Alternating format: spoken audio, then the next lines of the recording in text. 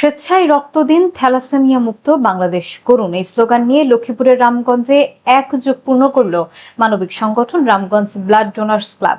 2015 সালের 12 মে এক ঝাঁক তরুণের হাত ধরে শুরু হওয়া এই সংগঠনটি আজ জেলা ছাড়িয়ে সারা দেশে এক অনন্য সেবামূলক প্রতিষ্ঠানে পরিণত হয়েছে। মাসুদ রানা মনির প্রতিবেদনে থাকছে বিস্তারিত। লক্ষ্মীপুরের রামগঞ্জে এক ঝাঁক মানবিক তরুণের স্বপ্নবাজার সাফল্যের এক যুগ পূর্ণ হলো।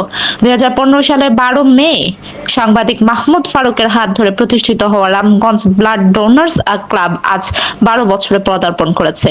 রক্তদানের মাধ্যমে যাত্রা শুরু করলো গত 11 বছরে সংগঠনটি হুইল চেয়ার ও সেলাই মেশিন বিতরণ, অক্সিজেন সেবা ও করোনাকালীন লাশ দাফনের মতো অসংখ্য মানবিক কাজে অগ্রণী ভূমিকা পালন করেছে। এমনকি অসহায়দের ঘর নির্মাণ, রিক্সা উপহার এবং সামাজিক বনায়ন কর্মসূচির মাধ্যমে তারা জনসেবার নতুন মানদণ্ড তৈরি করেছে। বর্তমানে ফেসবুকের কল্যাণে শুধু রামগঞ্জ নয়, ঢাকা ও চট্টগ্রামের বিভিন্ন হাসপাতালে প্রতিদিন রোগীদের রক্ত সরবরাহ করেছে সংগঠনটি। আব্দুর রহমান ট্রাস্টের চেয়ারম্যান ফরিদ আহমেদ ভুইয়া সহ স্থানীয় বিশিষ্ট ব্যক্তিবর্গের পৃষ্ঠপোষকতায় কোনো শর্ত ছাড়াই নিরলসভাবে কাজ করে যাচ্ছে কয়েকশো স্বেচ্ছাসেবক। প্রতিষ্ঠার এই বিশেষ দিনে প্রতিষ্ঠাতা ও সভাপতি মাহমুদ ফারুক আজীবন মানব সেবায় নিজেকে উৎসর্গ করার প্রত্যয় ব্যক্ত করেন। প্রতিবন্ধকতা জয় করে মানবিকতার এই প্রদীপ আগামীতেও সমাজের অন্ধকার দূর করবে, এমনটাই প্রত্যাশা স্থানীয়দের।